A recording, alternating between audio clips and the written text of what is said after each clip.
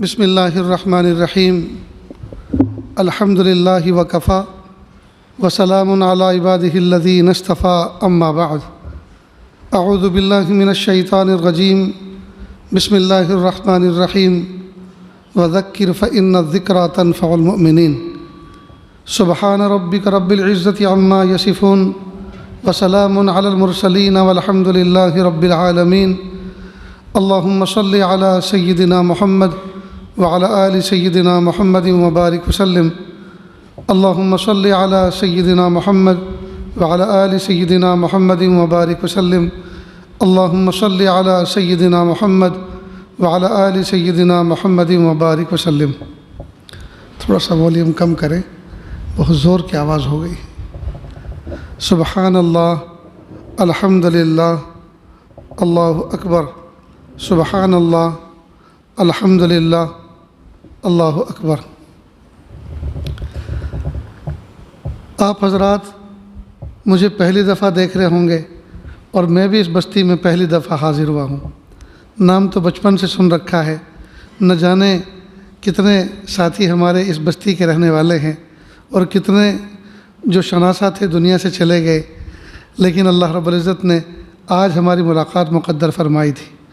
میرا نام صلاح الدین سیفی ہے۔ سیفی ہمارے خاندانی سرنیم ہے۔ سیف عربی میں کہتے ہیں تلوار کو۔ جس زمانے میں یہ سب چیزیں عام تھیں، اس پر کوئی لائسنس نہیں تھا، کوئی پابندی نہیں تھی، اس زمانے میں جو لوگ لے کر پھرا کرتے تھے، اس زمانے میں خاندان یہ کام کیا کرتا تھا، اس نسبت پر سیفی کہا جاتا ہے۔ اصل وطن میرا میرٹھ ہے، جو اتر پردیش میں دارالعلوم دیوبند کے قریب ایک بستی پڑتی ہے، اس کا نام ہے دورالہ، ضلع میرٹھ میں۔ وہاں کی پیدائش ہے، لیکن تقریباً 35-40 سال سے ترکیسر ضلع سورت میں جو بستی ہے جہاں دارالعلوم فلاحی دارین ہے، میں وہاں کا متوطن بن چکا ہوں، وہاں کا رہائشی ہوں۔ یہ میں نے اس لیے اپنا تعارف ذکر کیا کہ اگر میں اتنا نہ کہتا تو پورے بیان میں آپ یہی سوچتے رہتے آ کون سے کہاں تھی آویلو سے سا ماٹے آویلو سے کیوں آیا ہے، کوئی چندے کا اعلان ہے، یہ اب پہلی مرتبہ چہرہ نظر آ رہا ہے، تو نفسیاتی دھوکہ ہوتا ہے۔ اس لیے اس جو ہے وہ جو کنسیپٹ تھا اس کو کلیئر کرنے کے لیے اتنی بات میں نے کہی۔ اسی کی اگر پرمیشن میں کسی اور کو دیتا، اپنے کسی دوست کو کہ میرا تعارف کرا دو، جو کرانا چاہتے ہوں گے، جی تو پتہ نہیں مجھے شیخ الحدیث بناتے، کسی ادارے کا محتمم بناتے، جبکہ نہ میں شیخ الحدیث ہوں نہ ادارے کا محتمم ہوں، کیونکہ کئی مرتبہ بہت سا مبالغہ ہو جاتا ہے۔ میرے سامنے اس طرح کے کئی واقعات پیش آئے ہیں کہ میں بیٹھا ہوں اور میرے بارے میں ایسی ایسی چیز کہی جا رہی ہے جس کو مجھے بھی پتہ نہیں ہے کہ میں ایسا ہوں۔ اس لیے بہتر ہے کہ اپنی زبان سے خود ہی تعارف کرا دے۔ اور تعارف اور تعریف میں بہت بڑا فرق ہے۔ تعریف تو بالکل مناسب نہیں، تعریف تو اللہ کو سزاوار ہے۔ تعارف یہ ہے کہ سننے والے اور بیٹھنے دیکھنے والوں میں ایک ہم آہنگی ہو جائے، پتہ چل رہا ہے کہ یہ بندہ کون ہے۔ خیر دوستو، چونکہ یہ اہل علم کی بستی ہے، دیولہ، خانپور، کاوی، سارود یہ بڑے بافیض بستی ہیں، ادارے ہیں، یہ گاؤں ہیں۔ یہاں کے پڑھنے والے پڑھانے والے پوری دنیا میں پھیلے ہوئے ہیں اور پوری دنیا ان سے فائدہ اٹھا رہی ہے۔ اللہ تعالیٰ آپ سب کو بہت اچھا رکھے۔ بچپن کے میرے ایک استاذ تھے مکتب کے اندر، جنہوں نے مجھے قاعدہ بغدادی، قاعدہ نورانی پڑھایا تھا۔ ان کا نام تھا منشی نور الحسن، منشی نور الحسن۔ میں چھوٹا سا تھا، ان کے پاس پڑھتا تھا۔ ان کا بیعت کا تعلق تھا حضرت تھانوی رحمۃ اللہ علیہ سے۔ اس زمانے کے اندر پورے ملک میں 2 تنظیمیں کام کر رہی تھیں، ایک کانگریس اور ایک مسلم لیگ۔ دونوں کا منشا یہ تھا کہ انگریز اس ملک کو چھوڑ کے جائیں، ہمارا وطن ہمارے حوالے کریں۔ اور دونوں طرف بڑے بڑے علماء تھے، اور دونوں طرف بڑے بڑے علماء ہونے کی وجہ سے دونوں تنظیمیں الگ الگ تھیں اور دونوں میں اختلاف بھی تھا، لیکن وہ اختلاف ذاتی نہیں تھا، دشمنی کا نہیں تھا، بلکہ دلائل کا تھا۔ دونوں طرف بڑے بڑے علماء تھے اور دونوں کے پاس دلائل تھے۔ حضرت مولانا حسین احمد مدنی رحمۃ اللہ علیہ کانگریس کے حامی تھے اور اس میں بڑے بڑے علماء شامل تھے۔ حضرت تھانوی رحمۃ اللہ علیہ لیگ کے حامل تھے، لیگ کے حامی تھے اور اس میں بڑے بڑے علماء تھے۔ خیر میرے استاد جو منشی نور الحسن تھے، نہ وہ قاری تھے، نہ عالم تھے، نہ حافظ تھے، بس ایک منشی تھے۔ رجسٹر میں بیٹھ کے حساب کتاب لکھا کرتے تھے کسی جگہ، لیکن انہوں نے قرآن پاک کی تصحیح کسی پانی پتی قاری صاحب کے سامنے کی۔ اس زمانے میں پانی پت کے قرہ بڑے مشہور تھے۔ قرآن پاک کی تصحیح کی ناظرہ درست کیا، بس اس کے بعد انہوں نے عہد کر لیا کہ اب زندگی بھر میں قرآن پاک کی تصحیح بچوں کی کرایا کروں گا۔ چنانچہ میں نے ان سے قرآن پاک کی تصحیح کی، یعنی قاعدہ پڑھا اور قرآن پاک شروع کیا ان کے سامنے۔ تو وہ حضرت تھانوی رحمۃ اللہ علیہ سے بھری جوانی میں بیعت ہو گئے تھے۔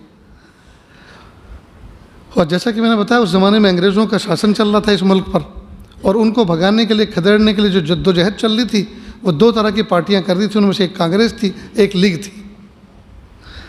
تو میرے استاد محترم حضرت منشی نور الحسن صاحب رحمۃ اللہ علیہ، انہوں نے سوچا میرے شیخ لیگ کے حامل ہیں، لیگ کے حامی ہیں، تو میں بھی اسی کی خدمت کرتا ہوں تاکہ شیخ بھی خوش ہو اور ان کا منشا بھی پورا ہو۔ لہٰذا میرٹھ ضلع کی لیگ کی جو تنظیم تھی اس کا میں رکن بن گیا۔ تو ایک مرتبہ کال آئی میٹنگ کی، میں میٹنگ میں پہنچا۔ میٹنگ میں کھڑے ہو کر میں نے ایک بات کہی کہ بھئی حضرت مدنی بھی بہت بڑے بزرگ ہیں، اگرچہ ان کی تنظیم الگ ہے، اور حضرت تھانوی بھی بہت بڑے بزرگ ہیں، لیکن ہم لیگی لوگ ان کو برا بھلا کیوں کہتے ہیں؟ تو اس میں سے کوئی لیگی کھڑا ہوا اور کہا تم حضرت مدنی کو بزرگ سمجھتے ہو؟ ان کو کس نے بزرگ کہا؟ کوئی بزرگ نہیں ہو۔ کہا اگر آپ کا رویہ ایسا ہی ہے تو پھر میں لیگ سے استعفیٰ دیتا ہوں، اور استعفیٰ دے کے میں گھر چلا آیا۔ لیکن میں نے سوچا کہ حضرت تھانوی رحمۃ اللہ علیہ جس لیگ کے حامی ہیں، ان کو پتہ تو چلنا چاہیے کہ یہ لوگ کس طرح توہین کرتے ہیں ایک دوسرے کی۔ چنانچہ یہ شکایت لے کے میں تھانہ بھون پہنچا۔ وہاں جاتے جاتے رات ہو گئی، حضرت آرام کرنے جا چکے تھے۔ فجر کی جب آرام کرنے حضرت جا چکے تو ان کے خادم نے میرے سونے بیٹھنے کا انتظام کیا۔ میں نے ان کے خادم سے کہا کہ ایسا ایسا واقعہ پیش آیا میرٹھ میں، اور میں بڑے دکھی دل کے ساتھ یہاں حضرت کے پاس پہنچا ہوں یہ بات سنانے کے لیے۔ تو خادم نے کیا کہا، تم حضرت مدنی کو بزرگ سمجھتے ہو؟ بزرگ تو ابلیس بھی تھا۔ لو، حضرت کے خاص خادم جب ان کی رائے یہ ہے تو آگے پتہ نہیں اللہ جانے کیا حال ہوگا۔ کہا کہ رات کو نیند نہیں آئی، بے چین ہو گیا میں نے کہا کہ حضرت سے میں یہ بات کہوں گا کہ کہہ دینا۔ اس پہ اور زیادہ تعجب ہوا۔ خیر فجر کی نماز ہوئی، نماز کے بعد حضرت لوگوں کی طرف متوجہ ہوئے۔ اب ان کی ہمت نہیں ہو رہی تھی کہ میں بات کہاں سے شروع کروں اور کس طرح سے اس کا آغاز کروں۔ حضرت نے جیب میں سے ایک خط نکالا اور اس کو کھولا اور فرمایا کہ کسی سائل نے مجھ سے کچھ سوال کیا ہے، میں اس کا جواب پہلے آپ کو سوال سناؤں اس نے سوال کیا ہے، پھر میں نے اس کو کیا جواب دیا وہ سناتا ہوں۔ چنانچہ حضرت نے سوال پڑھا کہ ایک سائل مجھ سے سوال کر رہا ہے کہ دیوبند کے اندر جو ہے حضرت مدنی وہ بھی بزرگ ہیں، اور تھانہ بھون کے اندر جو بزرگ بیٹھے ہیں وہ بھی بزرگ ہیں، لیکن وہاں شفقت ہے، پیار ہے، محبت ہے، اور یہاں سختی ہے، ڈانٹ ڈپٹ ہے، زجر و توبیخ ہے، ایسا فرق کیوں؟ دونوں کام تو ایک ہی کر رہے ہیں اصلاح کا۔ تو کہا یہ تو سائل نے سوال کیا، اس کا سوال کا جواب سوال ختم ہو گیا، اب میں نے اس کا کیا جواب دیا وہ سنیں۔ کہا بھئی وہ جو دیوبند میں بیٹھے ہوئے ہیں وہ تو مانند دریا ہیں، اور دریا کے اندر کوئی پیشاب بھی کر دے تو اس کی پاکی پہ کوئی فرق نہیں پڑتا، اور جو تھانہ بھون میں ہیں وہ تو چھوٹے سے گھڑے کے مانند ہیں، اس میں اگر کوئی ایک قطرہ بھی پیشاب کا ڈال دے تو اس کا مزاج خراب ہو جاتا ہے۔ کہ جب حضرت نے اپنے مخالف کو، جو کسی تنظیم کے ذمہ دار ہیں، مخالف کو اتنا اونچا بڑا درجہ دیا اور اپنے آپ کو اتنا گرایا تو مجھے ہمت مل گئی۔ میں نے کہا حضرت مجھے بھی کچھ عرض کرنا ہے کہ کرو۔ کہا ایسا واقعہ پیش آیا میرٹھ میں، اور رات کو ایسا واقعہ پیش آیا خانقاہ میں، آپ کے خادم نے یہ کہا۔ تو حضرت نے فرمایا آپ میرے خادم کے سامنے یہ بات کہہ سکتے ہیں کہ جی حضرت، کا بلاؤ ان کو۔ چنانچہ ان کو بلایا گیا۔ پھر حضرت نے آنے والے اپنے خادم سے کہا تم ان کو جانتے ہو یہ کون ہے؟ کہ جی ہاں، یہ میرے والد کے دوست کے بیٹے نور الحسن ہیں۔ کہا ان کی آپ سے کوئی دشمنی تو نہیں؟ کہ نہیں۔ اور آپ کی؟ کہا کچھ بھی نہیں۔ کہ یہ کچھ سنانا چاہتے سنو۔ ان کو کہا حضرت نے کھڑے ہو جاؤ اور سناؤ۔ کہ حضرت ایسا واقعہ رات پیش آیا اور میں نے ان کے سامنے ایسی بات کہی تو انہوں نے یہ کہا کہ حضرت مدنی کو تم بزرگ سمجھتے ہو؟ بزرگ تو ابلیس بھی تھا۔ حضرت نے فرمایا آپ نے ایسا کہا ہے؟ کہ جی حضرت۔ دوسرے خادم کو کہا ان کا کان پکڑو اور نکال دو باہر ان کو مسجد سے، اور کہا خبردار مجھ سے بات مت کرنا۔ اب یہ باہر چلے گئے. اب ان کو تو یہ امید ہی نہیں تھی کہ میری شکایت بھی ہو جائے گی اور آنے والا اتنی ہمت کر کے ان سے شکایت بھی کر سکے گا. خلاف توقع جب ایسی ڈانٹ پڑی ان کو باہر نکال دیا گیا اور کہا مجھ سے بات مت کرنا. اب وہ رونے لگے. کسی قاری صاحب کے واسطے سے ایک رقعہ حضرت تھانوی رحمۃ اللہ علیہ کی خدمت میں بھیجا. حضرت مجھ سے بہت بڑی گستاخی ہوئی, آپ مجھے معاف فرما دیجیے. حضرت نے فرمایا ہرگز نہیں, صاحب معاملہ دیوبند میں بیٹھا ہوا ہے, وہاں ان کے پاس جاؤ اور ان سے معافی مانگو اور ان سے لکھوا کے لاؤ, تب میں معاف کروں گا. چنانچہ یہ دیوبند گئے اور دیوبند جانے کے بعد حضرت کو واقعہ سنایا. حضرت نے ایک پرچی میں لکھ دیا کہ حضرت میں نے ان کو معاف کر دیا, آپ بھی معاف کر دیں. حضرت تھانوی نے جو اس کو پڑھا کہا یہ معافی نامہ معتبر نہیں ہے, پتہ نہیں تم نے ان کو کیا سنایا اور کیا بات پہ انہوں نے معافی دے دی. یہی واقعہ جس کی وجہ سے میں نے تم سے ناراض ہو کے باہر نکالا ہے, یہ واقعہ ان کو سناؤ کہ میں نے آپ کے بارے میں یہ کہا کہ حضرت مدنی کو کس نے بزرگ کہا, بزرگ تو ابلیس بھی تھا. یہ سننے کے بعد اگر وہ آپ کو معافی دے دیں اور اس واقعے کا وہ حوالہ اپنے قلم سے لکھیں کہ آپ نے یہ واقعہ ان کو سنا دیا, تب میں ان کی معافی معتبر سمجھوں گا, تب میں تمہیں معافی کرنے پہ سوچوں گا. پھر یہ دوبارہ گئے, پھر واقعہ سنایا اور کہا حضرت اس واقعے کا خلاصہ آپ لکھ کر آپ کہہ دیجئے کہ میں نے اس واقعے کو سنا اور میں نے ان کو معاف کر دیا. حضرت نے لکھا کہ حضرت یہ واقعہ میں نے سنا اور میں نے ان کو دل سے معاف کر دیا, آپ بھی معاف کر دو. وہ خط لے کر آئے, حضرت نے پڑھا, کہا ٹھیک ہے میں نے معاف تو کر دیا, لیکن میرا دل ابھی متاثر ہے, مطمئن نہیں ہے, منفعل ہے, لہٰذا گفتگو کی اجازت میں تمہیں بعد میں دوں گا. میرے بھائیوں, یہ تھے ہمارے بڑے, یہ تھے ہمارے اکابر اسلاف. ان کے اختلافات بھی تھے, وہ شریعت کے تھے, دلائل کے تھے, اپنی ذات کے نہیں تھے.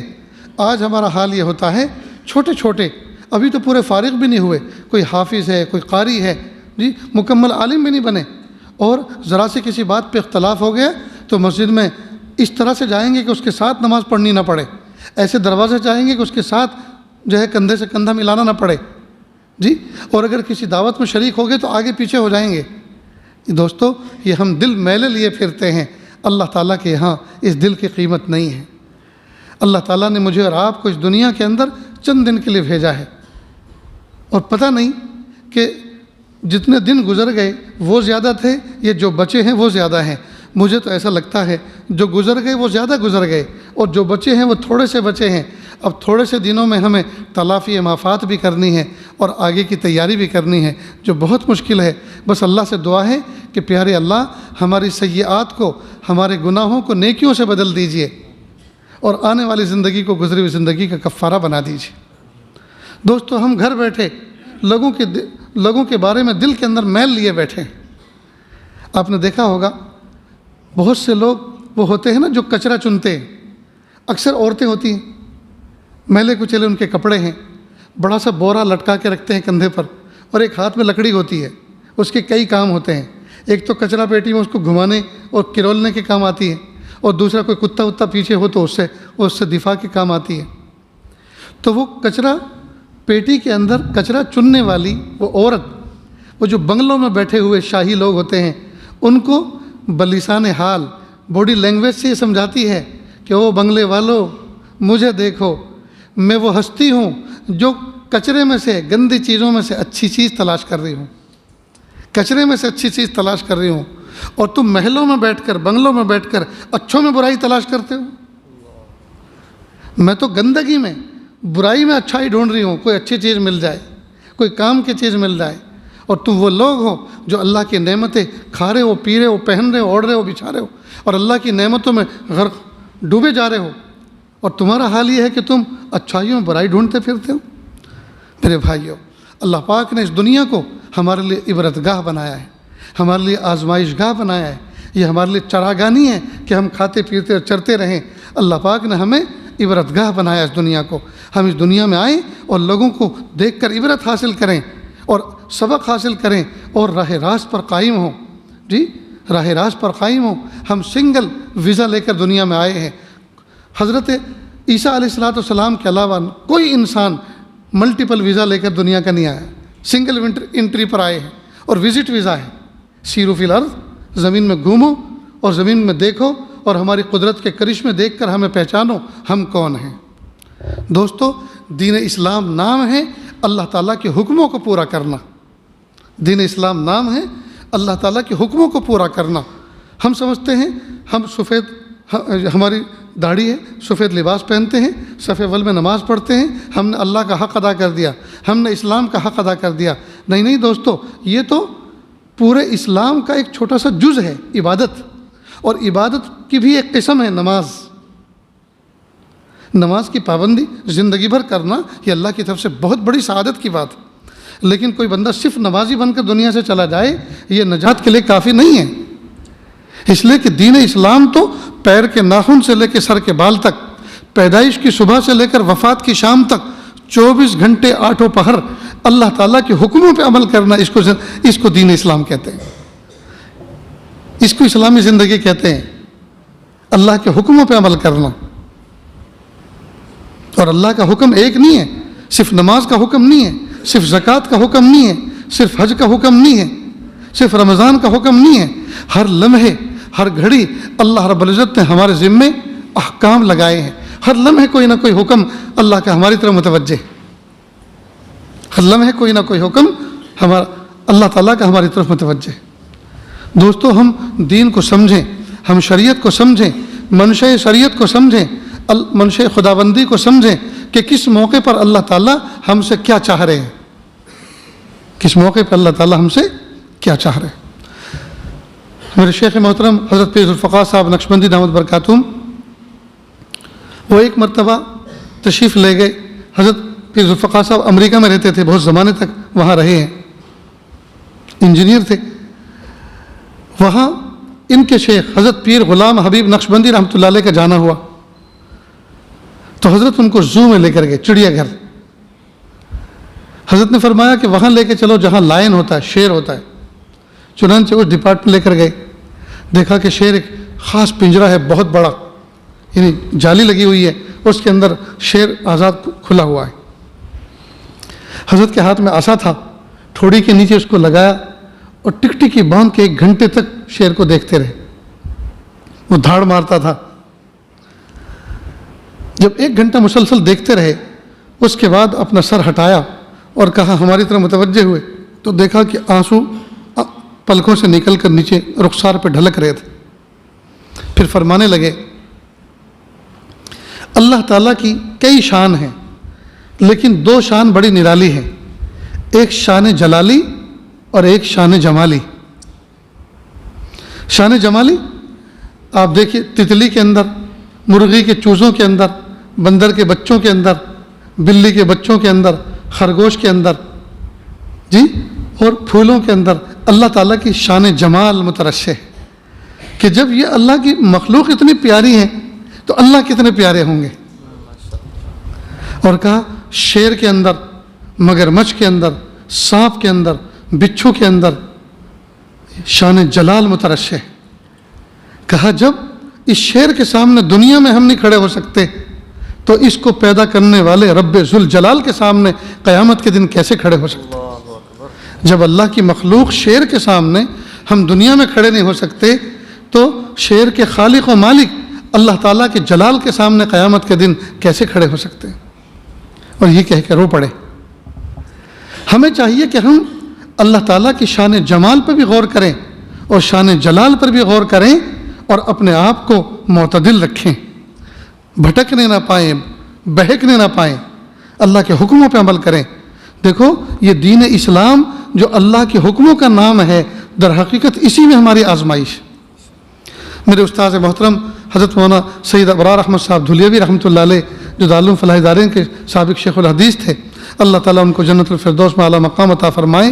وہ فرماتے تھے, آدم الف مد آ دال میم, آدم زاد, آدم زاد. کہا آدم زاد یعنی انسان آزاد رہنا چاہتا ہے لیکن یہ اس وقت تک آزاد نہیں رہ سکتا جب تک کہ یہ آدم زاد کا جو لفظ ہے اس میں سے بیچ میں سے دم نہ نکل جائے. جب دم نکل جائے گا پھر آزاد ہو جائے گا. آدم زاد کو اردو میں لکھو, الف مد آ دال میم آدم, پھر زا الف دال زاد. ٹھیک, اب الف مد آ کے بعد دال اور میم ہے, اس کو مٹا دو تو بننا آزاد. فرمایا جب تک انسان کے دم میں دم ہے وہاں تک یہ آزاد نہیں، اس کے پیروں میں حقوق العباد کی بیڑیاں پڑی ہوئی ہیں، حقوق اللہ کی بیڑیاں پڑی ہوئی ہیں، لہٰذا یہ آزاد نہیں ہے۔ ہر لمحے اللہ کا کوئی نہ کوئی حکم حقوق العباد کی لائن سے، حقوق اللہ کی لائن سے اس کی طرف متوجہ ہے، لہٰذا اس کو وہ ادا کرنا ہوگا۔ یہ آزاد کیسے؟ ہم اپنی مرضی سے سو نہیں سکتے، اپنی مرضی سے جاگ نہیں سکتے، اپنی مرضی سے کچھ کھا نہیں سکتے، اپنی مرضی سے کچھ پی نہیں سکتے، جی ہمارا مرنا جینا اللہ کے حکموں کے تابع ہے۔ میں ایک مثال دیا کرتا ہوں کہ دیکھو مور ہے، مور جانتے ہیں نا؟ اچھا ناچنا اسلام میں جائز نہیں، ناچنا اسلام میں جائز نہیں، لیکن مور ناچتا ہے، ناچتا ہے کہ نہیں؟ ہمارے آنکھوں کے سامنے ناچتا ہے، برسات کے موسم میں ناچتا ہے، ہماری چھت پہ بیٹھ کے ناچتا ہے، کھیت میں بیٹھ کے ناچتا ہے، جی اور ہمیں کیا کہا؟ خبردار ناچنا مت، اور مور کو کہا ناچو، خوب ناچو۔ تو یہ آزمائش ہے کہ نہیں؟ ہم کو تو منع کیا اور شیر کو مور کو نچایا، تو یہ نچانے کا کام کس نے کیا؟ اللہ نے۔ حکم کس کا کہ چل رہا ہے؟ اللہ کا۔ ہمارے اوپر پابندی اور ان کو چھوٹ، ان کو چھوٹ۔ ماں، بیٹی، بہن اور چوتھی بیوی، یہ چاروں عورت ذات ہے نا؟ بیوی کو چھوڑ کر ماں، بہن، بیٹی، ان تین کے ساتھ کیا وہ کام جائز ہے جو بیوی کے ساتھ ہے؟ حرام، حرام ہے۔ پابندی کہ آپ ان سے تعلق دوسرے انداز کا رکھیں گے اور بیوی کے ساتھ اور انداز کا تعلق رکھیں گے، تو یہ پابندی کس نے لگائی؟ اللہ نے۔ اور یہی چیز جانوروں میں ہے، اس میں بھی ماں، بیٹے، بہن سب ہوتے ہیں، لیکن ان کے ہاں کوئی پابندی نہیں، تو ضابطہ کس کا چلتا ہے؟ اللہ کا۔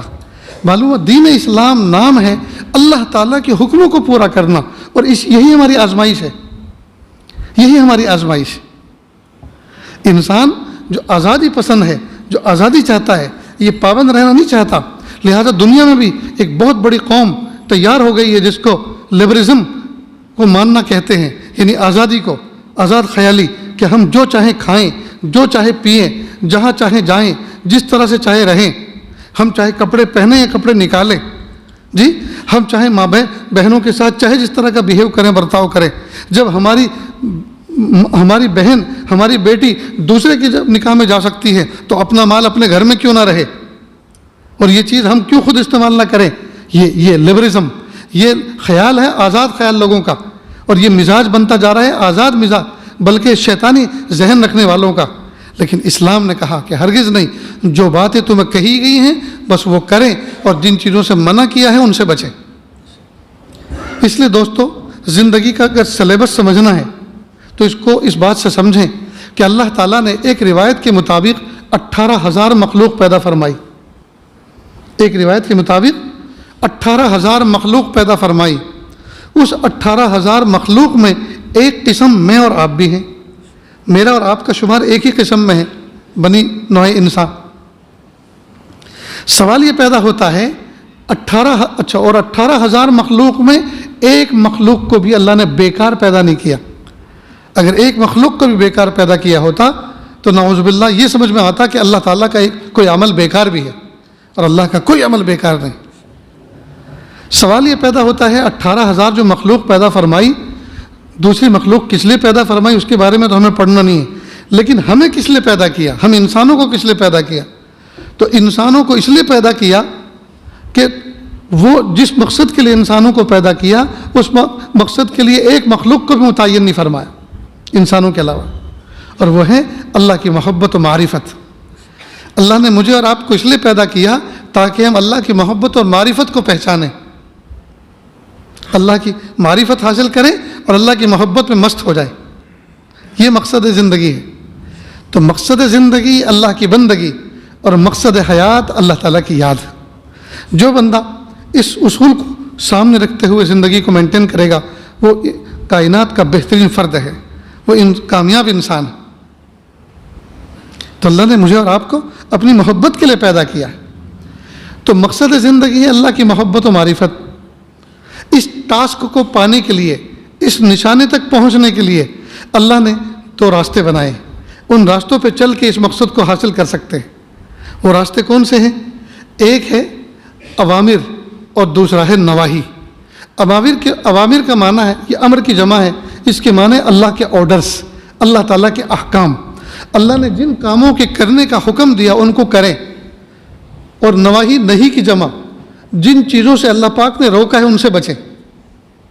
इसको आप ऐसे समझें जैसे ट्रेन की दो पटरी होती हैं और दोनों ट्रेन का अपनी मंजिल पे पहुंचने के लिए दोनों पटरी का सही सालिम होना ज़रूरी।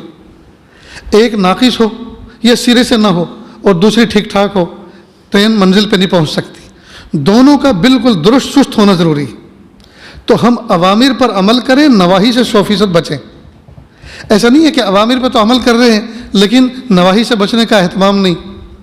नमाज भी पढ़ रहे हैं और गुनाह भी कर रहे हैं, रोज़ा भी रख रहे हैं और हराम भी खा रहे हैं, हज भी कर रहे हैं और धोखा दही भी कर रहे हैं। तो इसका मतलब यह हुआ कि यह अवामिर पर भी अमल कर रहा है और नवाही से बचने का एहतमाम नहीं कर रहा, अल्लाह ताला के हुक्मों को तोड़ रहा है। तो ये कामयाब मोमिन नहीं। कामयाब क्या है कि अवामिर पर भी अमल करे और नवाही से भी बचे। तो अल्लाह ताला की मोहब्बत और मारिफत को हासिल करना ये मकसद ज़िंदगी है। इस मकसद तक पहुँचने के लिए दो लाइन है, एक है अवामिर पर अमल करना और दूसरा नवाही से बचना। और इन दोनों लाइन पर चलने के लिए अल्लाह ने दो हेल्पर बनाए, दो मोइन व मददगार बनाए। एक है कसरत ज़िक्रुल्लाह और दूसरा है सोहबत अहलुल्लाह। ज़िक्रुल्लाह के अंदर कुरान पाक की तिलावत भी है, अल्लाह के नाम मुबारक का जिक्र करना भी है, और जितने भी ज़िक्र अज़कार के कबील से इबारतें हैं, चाहे वो इस्तिग़फ़ार हो, चाहे दुरूद शरीफ हो, चाहे सुबहानल्लाह अल्हम्दुलिल्लाह हो, चाहे कुरान पाक की तिलावत हो, ये सब के सब ज़िक्रुल्लाह में दाखिल हैं। तो जो बंदा ज़िक्रुल्लाह का एहतमाम करेगा जी और अल्लाह वालों की सोहबत में बैठेगा, अल्लाह वालों की सोहबत में बैठेगा, तो सोहबत में बैठने से उसकी ज़िंदगी के अंदर हिम्मत आएगी, नेक आमाल करने की उसके अंदर एनर्जी पैदा होगी, सलाहियत पैदा होगी। और ज़िक्र व अज़कार के करने से अल्लाह बातिन को मुनव्वर फरमाएंगे, दिल के अंधेरे दूर होंगे, दिल में उजाला पैदा होगा। तो जब दिल के अंदर उजाला पैदा होगा और अहलुल्लाह की सोहबत से राह मिलेगी तो बंदे का फिर अवामिर पर अमल करना और नवाही से बचना इंतहाई आसान हो जाएगा, इंतहाई आसान हो जाएगा। लिहाजा अल्लाह वालों की सोहबत के अंदर कई दफ़ा ऐसी बात कान में पड़ जाती है, ज़िंदगी वसूल हो जाती है, ज़िंदगी वसूल हो जाती है। कई मरतबा अल्लाह वाले अपनी नशिस्त में बिठाकर कोई ऐसी बात कह देते हैं, सामने वाले के दिल पर ऐसे निशाने पर लगती है, वो वहाँ से उठता है तो ज़िंदगी बदल कर उठता है कि बस ये बात मैंने सुन ली, अब इसके बाद इसके ख़िलाफ़ नहीं करूँगा। साहबे किराम का ये मामूल था। एक मरतबा एक साहबी रसूल सल्लल्लाहु अलैहि वसल्लम अल्लाह के महबूब सल्लल्लाहु अलैहि वसल्लम की खिदमत में आए और कहा, या रसूलल्लाह आप मुझे कोई ऐसा अमल बताइए कि मैं उस पर अमल करूँ तो जन्नत में दाखिल हो जाऊँ। महबूब सल्लल्लाहु अलैहि वसल्लम फरमाया, ऐसा ऐसा करना और ऐसा ऐसा मत करना। अब वो साहबी कसम खा लेते हैं कि मैं कसम खा के कहता हूँ न इसमें ज़्यादती करूँगा न कमी करूँगा। और अल्लाह के महबूब सल्लल्लाहु अलैहि वसल्लम फरमाते हैं, अगर ये बंदा अपने वादे पे पक्का है तो दुनिया में चलते हुए जन्नती को देख लो। ये मफहूम है। तो दोस्तों कई मरतबा अपने बड़ों की सोहबत में बैठकर कोई ऐसी बात कानों के वास्ते से दिल के ऊपर पड़ती है कि आदमी के दिल पर लग जाती है और ज़िंदगी संवर जाती, ज़िंदगी संवर जाती। पड़ोसी मुल्क में एक चरसी किसी नौजवान से मिला, चरस पीने वाला जो नशे का काम करता है, नशे की चीज़ इस्तेमाल करता है, और कहने लगा कि यार कुछ पैसे दे दो, बहुत तलब आई है, मुझे चरस पीना है। कहा, देख भाई, खाने के लिए पैसा दे सकता हूँ लेकिन ये गुनाह के लिए पैसा नहीं दे सकता। तो उस चरसी ने अजीब बात कही कि यार खिलाने की जिम्मेदारी तो किसी और ने ले रखी है, तू तो मुझे चरस के पैसे दे दे। बात बिल्कुल 100% सही, खिलाने की जिम्मेदारी तो अल्लाह ने ली है लेकिन गुनाह कराने की जिम्मेदारी तो अल्लाह ने ली। उसने कहा, यार खिलाने की जिम्मेदारी तो किसी और ने ले रखी है, तो मुझे बस चर्च के पैसे दे दे। कहा, उसने इस अंदाज से कहा कि मैं देने पे मजबूर हो गया। मैंने कुछ पैसे उसको जेब से निकाल के दे दिए, उसने हाथ में लिए और तेज़ तेज़ से एक कदम एक मंजिल की तरफ चलने लगा। कब मैं भी उसके पीछे पीछे चल दिया कि देखूँ ये जाता कहाँ है और करता क्या है। अल्लाह की शान, वो चलता जा रहा था, रास्ते में कोई फंक्शन हाल था, शादी खाना, उसके दो हिस्से थे, बीच में सड़क गुजर रही थी। एक तरफ मर्दों का इंतज़ाम था, दूसरी तरफ औरतों का था। खाने का इंतज़ाम मर्दों वाले हिस्से में था और पहुंचाया जा रहा था औरतों वाले हिस्से में। तो एक नौजवान एक ट्रे भर के बिरयानी के लेके जा रहा था औरतों को देने के लिए। ٹھوکر لگی اور سڑک کے کنارے ساری ٹرے اس کی گر گئی. اس نے اس کو جھاڑا، خود بھی اپنے کپڑے جھاڑے اور فریش لینے کے لیے گیا. اب اس چرسی نے دیکھا کہ بریانی کا ڈھیر لگا ہوا ہے. جو زمین سے لگی ہوئی ہے وہ تو نیچے والا حصہ ہے، اوپر کا تو فریش ہے. یہ تو اتنی ساری ہے کہ میرا زمین تک پہنچتے پہنچتے تو میرا پیٹ بھر جائے گا. لہٰذا وہیں بیٹھ گیا کھانے کے لیے. کہا میں پیچھے کھڑا دیکھ رہا تھا، یہ کھا رہا ہے.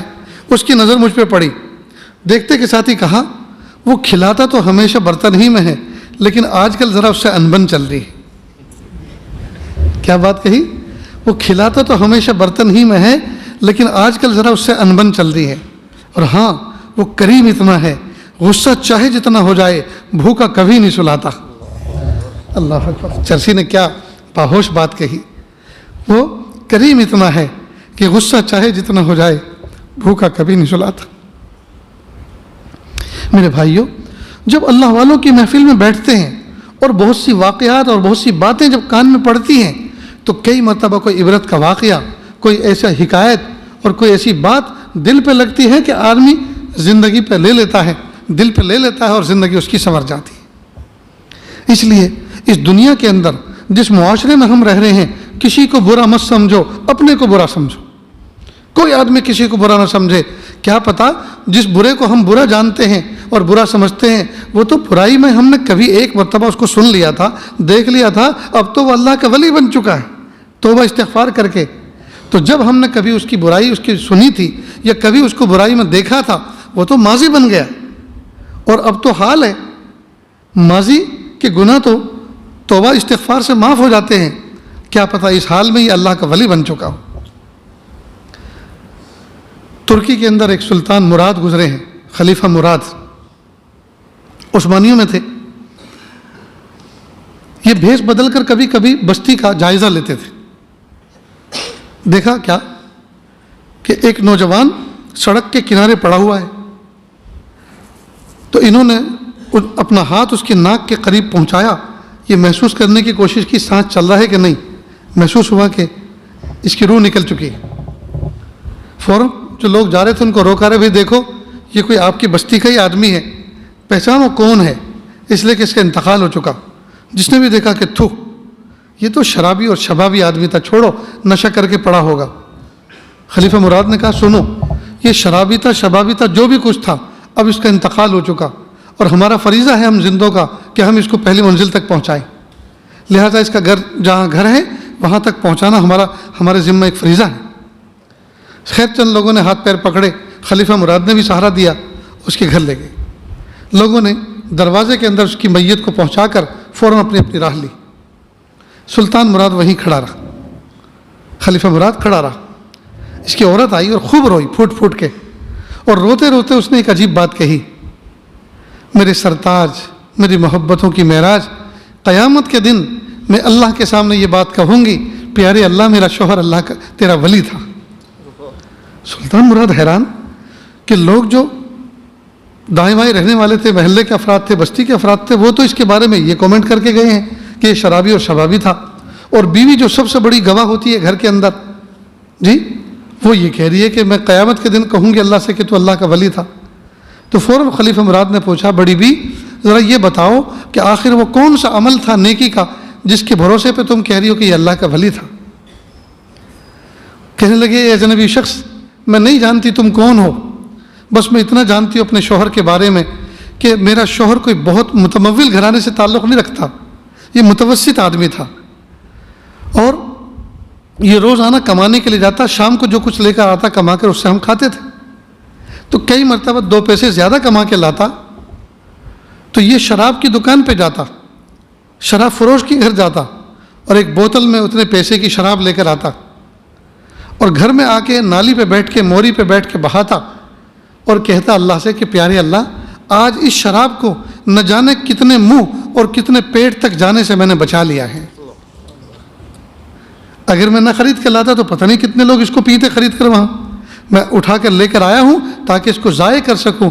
اتنی شراب میں نے نہ جانے کتنے منہ اور کتنے پیٹ تک جانے سے بچا لی ہے. میرے پیارے اللہ میرے اس عمل کو قبول کر لیجیے. اور کبھی کچھ زیادہ پیسے کما کے لاتا تو اس عورت کے پاس جاتا جو گناہ کراتی ہے پیسے لے کر، جسم فروش ہے، اور وہاں جا کر کہتا کہ آج رات کے تم کیا پیسے لوگی، تو پیسے بتاتی، تو اتنے پیسے اس کو دیتا کہ لو یہ پیسے، لو یہ پیسے، اور باہر سے دروازہ بند کر دیتا اور صبح تک وہیں مصلی بچھا کر عبادت میں لگا رہتا۔ تو جن لوگوں نے اس کو فاحشہ عورت کے گھر تک جاتے ہوئے دیکھا تو انہوں نے اس کو شبابی کہا، اور جن لوگوں نے اس کو شراب کی بوتل میں شراب لاتے دیکھا یا میخانے تک جاتے ہوئے دیکھا انہوں نے اس کو شرابی کہا۔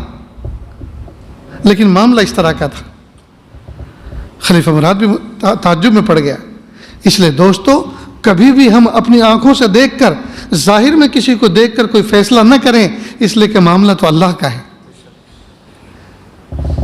ہر میخانے کی طرف جانے والا شخص شرابی نہیں ہوا کرتا، اور ہر فحشکار عورت کے گھر تک جانے والا شخص فاحش نہیں ہوا کرتا، فحشکار نہیں ہوا کرتا۔ کیا پتا وہ کوئی پلمبر تھا، کوئی الیکٹریشین تھا، پتہ نہیں وہ کس مقصد کے لیے گیا۔ کیا ضروری ہے کہ فاحشہ گھر کے اندر کوئی گیا ہے تو وہ فحشکاری کر کے آئے؟ میخانے کی طرف جہاں گناہ ہوتے ہیں وہاں اگر کوئی بندہ گیا ہے تو ضروری تو نہیں ہے کہ وہ شراب پینے گیا، ہو سکتا ہے کسی گمشدہ کو تلاش کرنے گیا، ہو سکتا ہے وہ پبلک پیلس دیکھ کر وہاں استنجا اور ضرورت سے فارغ ہونے کے لیے گیا۔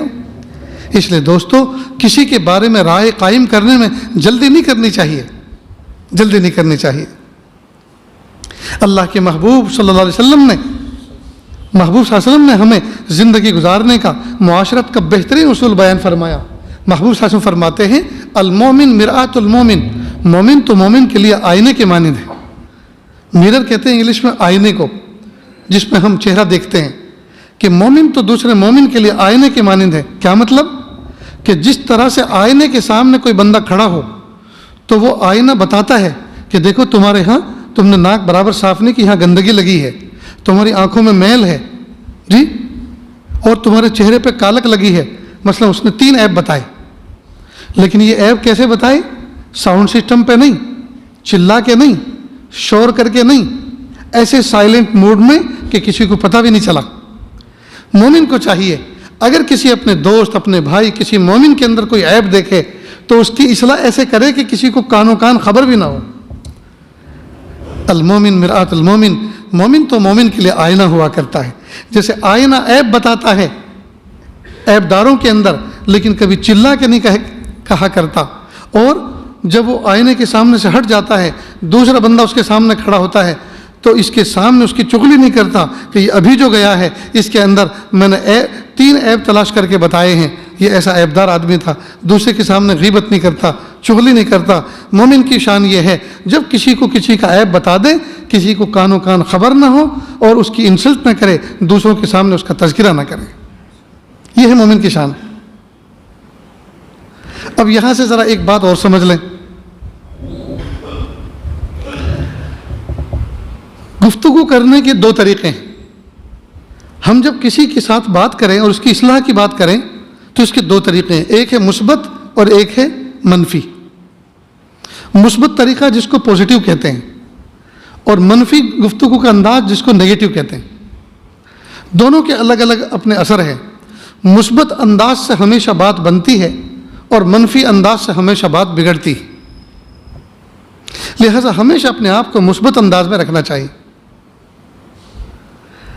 مثال کے طور پر کسی کی بچی ہے اور آپ کو یہ لگ رہا ہے کہ بچی جوان العمر ہے، پڑھنے جاتی ہے، اسکول جاتی ہے، لیکن ڈاؤٹ ہے کہ یہ کہیں غلط راستے پہ نہ چلی جائے۔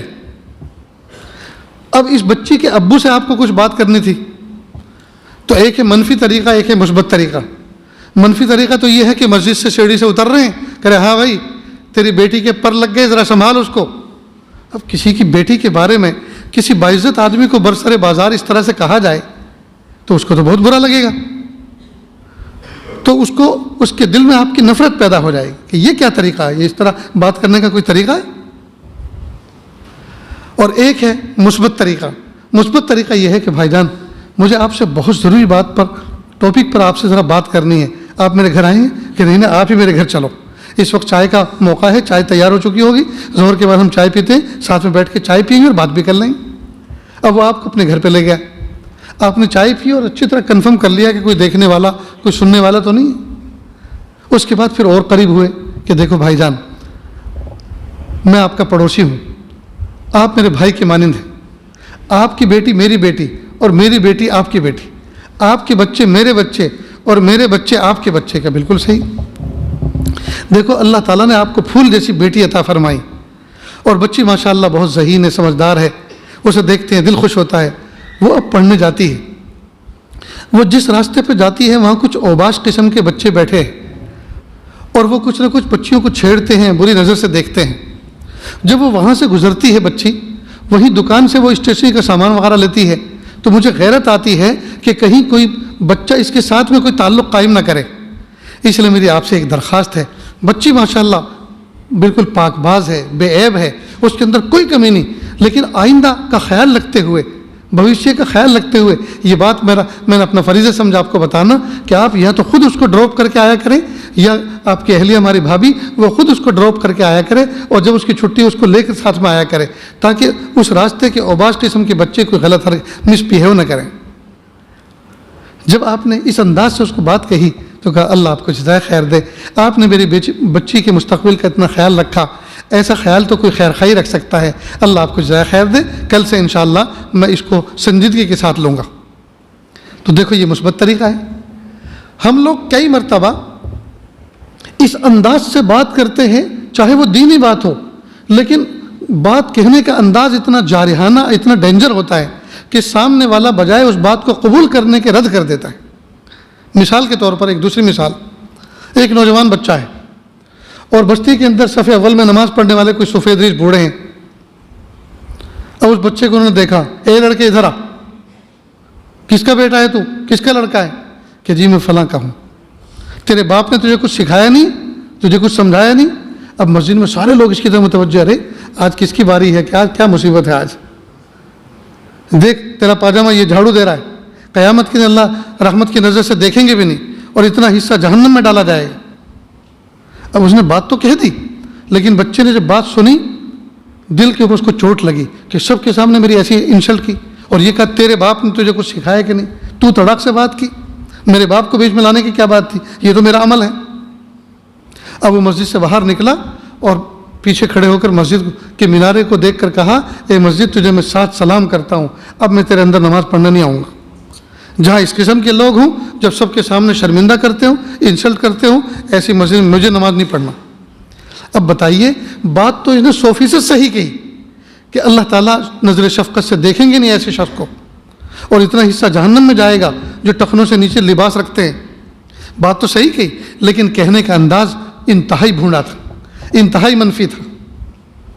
یہی بات دوسرا آدمی کہتا ہے، بیٹا ادھر آؤ۔ وہ نوجوان قریب آیا، کندھے پہ آتا کہ بیٹا کس کے بیٹے ہو؟ کہ جی میں فلاں ابراہیم بھائی فلاں جو آدمی ہیں ان کا۔ ارے وہ تو میرے بھائی ہیں، تم تو میرے بھتیجے لگتے ہو۔ شاباش بیٹا شاباش، بیٹا کیا کرتے ہو؟ کہ انکل میں پڑھتا بھی ہوں اور سائڈ پہ کچھ جاب بھی کرتا ہوں۔ اللہ بیٹا تمہیں رزق حلال میں برکت دے، اللہ تمہیں علم نافع دے، ماں باپ کی آنکھوں کی ٹھنڈک بنائے۔ بیٹا اور قریب آؤ میرے، اور قریب کیا، پھر کان میں کہا، بیٹا یہ جو پاجامہ ٹخنوں سے نیچے ہیں، اللہ کے محبوب صلی اللہ علیہ وسلم نے اس پر ناراضگی کا اظہار فرمایا ہے، قیامت کے دن اللہ تعالیٰ نظر رحمت سے ایسے شخص کو دیکھیں گے بھی نہیں، اور اتنا حصہ جہنم میں جائے گا۔ اب آپ کہتے جا رہے ہیں اور وہ اوپر کرتا جا رہا ہے، اوپر کرتا جا رہا ہے، اوپر کرتا جا رہا ہے جی، اور اس نے اس پر عمل کیا۔ اب جب بھی آپ کبھی بازار میں بستی میں نظر آئیں گے، فوراً وہ بائک لے کے روکے گا، انکل چلیے نا، کہاں جانا ہے میں آپ کو پہنچاتا ہوں۔ نہیں بیٹا میرا گھر تو قریب ہے، میں تو یہیں جا رہا ہوں۔ اب آپ کے کہنے کا انداز اتنا پیارا تھا کہ زندگی بھر کے لیے آپ نے اس بچے کو غلام بے دام بنا لیا۔ وہ تو جب بھی کہیں آپ کو دیکھے گا سلام کرے گا، مسافہ کرے گا، آپ کی دعائیں لے گا جی، جب کبھی بائک لے کے گاڑی لے کے نکلے گا آپ کو لفٹ دے گا۔ آپ کے کہنے کا انداز مثبت جو تھا، آپ کہنے کا انداز پیارا اور مشفقانہ جو تھا۔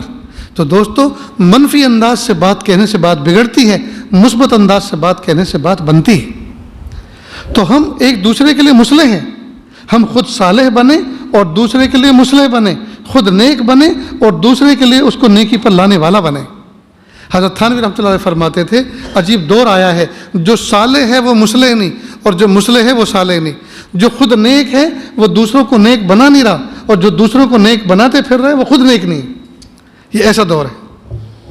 میں تو کہا کرتا ہوں اپنے سبق کے طور پر کہ یتیم بچہ وہی نہیں ہے جس کے امی ابا فوت ہو گئے ہوں، اس زمانے میں یتیم بچہ وہ بھی ہے جس کے ماں باپ زندہ ہوں اور ان کو اتنی فرصت نہ ہو کہ بچوں کی تربیت کر سکے.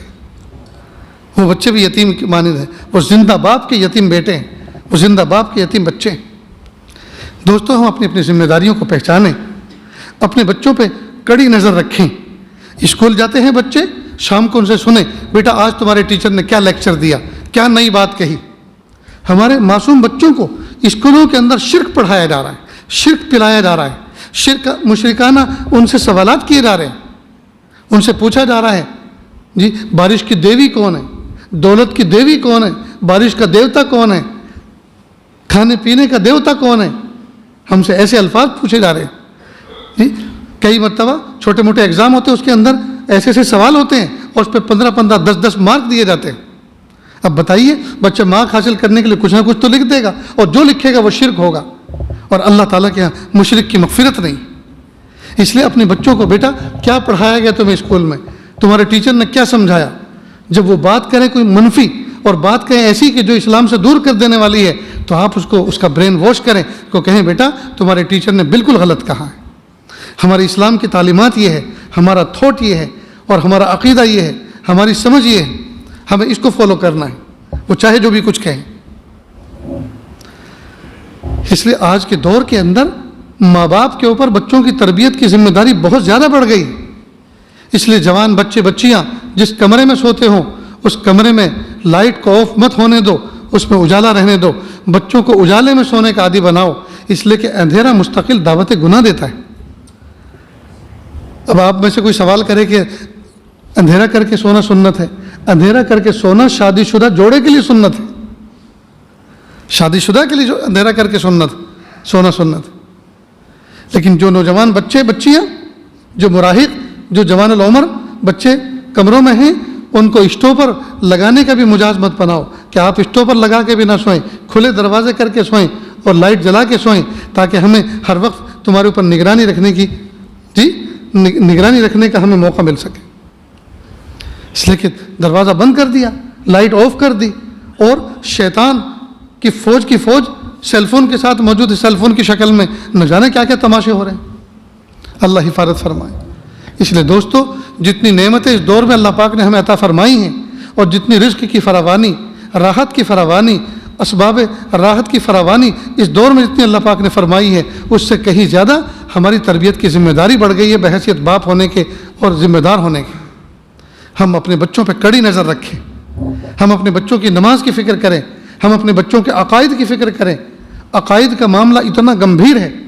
اگر عقیدہ توحید اور رسالت ہمارا سلامت نہیں ہے, یعنی اللہ ایک ہے, ایک, نہ آدھا نہ پونا, نہ 1.5 نہ 2 نہ 2.25 نہ 3, اللہ پورے ایک ہے. قل هو اللہ احد اللہ الصمد لم یلد ولم یولد ولم یکن لہ کفوا احد. اللہ پاک نے چھوٹی سورت کے اندر اپنا تعارف کرایا ہے.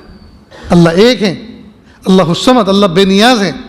اللہ کو کسی کی ضرورت نہیں, نہ فرشتوں کی ضرورت ہے, نہ انسانوں کی ضرورت ہے, نہ جناتوں کی ضرورت ہے, نہ کسی اور حیوان کی ضرورت ہے, نہ آسمان کی, نہ زمین کی, نہ چاند کی, نہ سورج کی. اللہ بے نیاز ہیں. لیکن کیسے بے نیاز؟ اللہ کو ان کسی چیز کی ضرورت نہیں ان میں سے, لیکن تمام چیزوں کو اللہ کی ضرورت ہے. لم یلد ولم یولد, نہ وہ کسی کے باپ ہیں نہ وہ کسی کی اولاد ہیں. ولم یکن لہ کفوا احد, اور اللہ کا کوئی ہمسر بھی نہیں. کوئی جماعت, کوئی تنظیم سوچے ہم سب کے سب مل کر اللہ کی ہیلپ کرتے ہیں, غلط.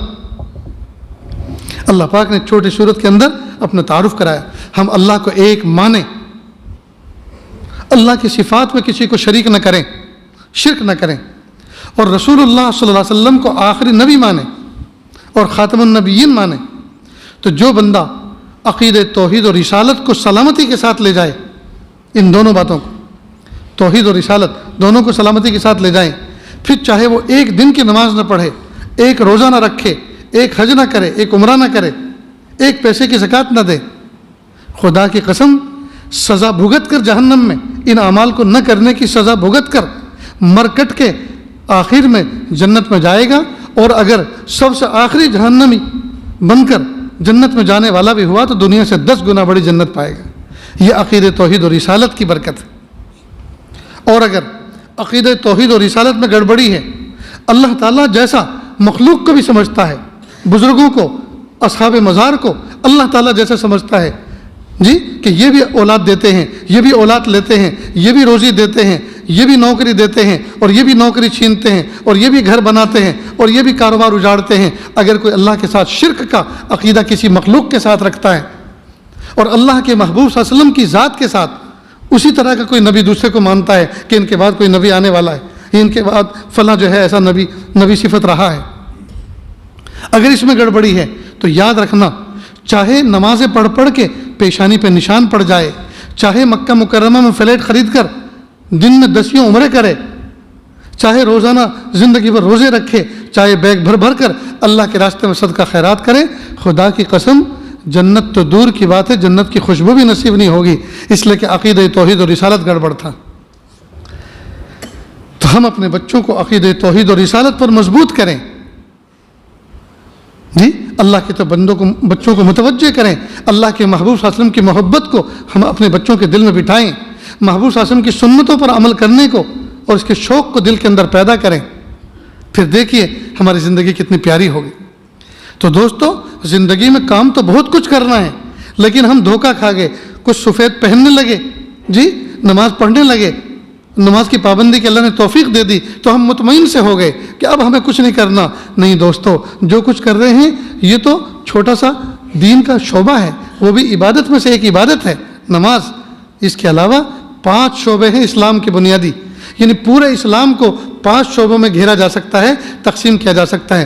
ایک ہے عقائد، عقائد کا تعلق دل دماغ کے ساتھ ہے، اللہ کو ایک ماننا، رسول اللہ صلی اللہ علیہ وسلم کو آخری نبی خاتم النبیین ماننا، جی اور بھی عقائد کی قسمیں ہیں، تو عقائد کو سمجھنا، سیکھنا، اس پر عمل کرنا۔ دوسرا عبادات میں نماز، روزہ، حج اور زکوٰۃ، یہ 4 شعبے آتے ہیں، ان کو سیکھنا اور جس موقع پر جو عبادت کا موقع آئے اس کو کرنا۔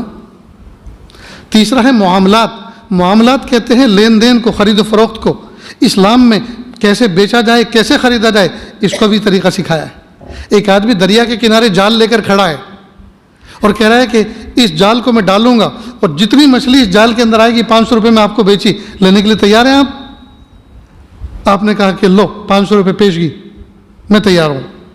اسلام نے کہا کہ یہ لین دین کا معاملہ جائز نہیں ہے، اس لیے کہ جو چیز آپ کو بیچنا چاہتے ہیں وہ اس کے کنٹرول میں نہیں ہے، اس کے قابو میں نہیں، وہ اس کا بھی مالک نہیں، اس کے اختیار میں نہیں۔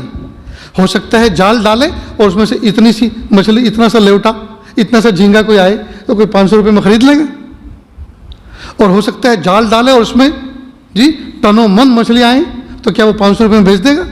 اس کی نیت پھر جائے گی کہ نہیں بھائی 500 نہیں، میں تجھے 1000 واپس کرتا ہوں، لیکن اتنا مال آیا ہے، یہ 1500 کا نہیں ہے تو بہت ہزاروں کا ہے، تو میں تجھے نہیں بیچتا۔ اسلام نے کہا یہ لین دین اس طرح کا معاملہ جائز نہیں ہے، پہلے وہ جال ڈال لیں، پکڑ لیں، آپ دیکھ لیں، پھر اگر وہ 500 میں آپ کو دے رہا ہے اور آپ مناسب سمجھتے اس میں نفع سمجھتے تو لیں، ورنہ چھوڑ دیں، لیکن پہلے سے ایسا معاملہ نہ کریں۔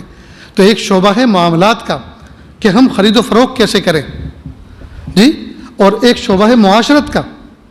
معاشرت کہتے ہیں میاں بیوی کے تعلقات، اولاد اور ماں باپ کے تعلقات، پڑوسیوں کے تعلقات، رشتہ داروں کے تعلقات، رہن سہن کیسا ہو، رہن سہن کیسا ہو، ہماری ذات سے کسی کو تکلیف نہ پہنچے، ہماری گاڑی کے پارک کرنے سے کسی کو تکلیف نہ پہنچے، ہمارے فلیٹ کے اندر اوپر رہنے سے نیچے والوں کو تکلیف نہ پہنچے، ہم کوئی ایسی حرکت نہ کریں جس کی وجہ سے ان کی نیند اچاٹ ہو جائے، اس کو کہتے ہیں معاشرت۔ اور پانچواں شعبہ ہے اخلاق۔ اخلاق کا تعلق دل کی کیفیت کے ساتھ ہے کہ ہمارے دل کے اندر حسد نہ ہو، کینہ نہ ہو، بغض نہ ہو، عداوت نہ ہو، دشمنی نہ ہو، ہمارے دل کے اندر محبت ہو، اخلاق ہو، جی خیر خواہی ہو، یہ کیفیت ہونی چاہیے۔ اور دوستو ایک سنت تو ایسی ہے جو ہم تمام سے تقریباً چھوٹ رہی ہے، اور وہ سنت یہ ہے کہ ہم اپنے دل کو ایسا دل بنائیں جیسے آقا صلی اللہ علیہ وسلم کا دل تھا۔ اس دل کے اندر کینہ نہیں تھا، حسد نہیں تھا، بغض نہیں تھا، اس میں عداوت نہیں تھی، دشمنی نہیں تھی۔ ہم اپنے دل کو ایسا دل بنائیں۔ اللہ تعالیٰ سے دعا ہے اللہ رب العزت ہمیں اسلام کے ان شعبوں پر عمل کرنے کی توفیق عطا فرمائے۔ اللہ ہمارے گھروں کو جنت کا نمونہ بنا دے، اللہ ہماری بستی کو ایک مثالی آئیڈیل نمونہ بنا دے۔ پیارے اللہ، زندگی کا قیمتی حصہ غفلتوں میں گزار دیا، نہیں پتہ زندگی کی شام کس گلی میں ہوگی اور کس حال میں ہوگی۔ میرے پیارے اللہ، اب ہم ایسی زندگی جی کر آپ کے پاس آنا چاہتے ہیں جو زندگی آپ کو پسند آ جائے۔ وآخر دعوانا ان الحمد للہ رب العالمین۔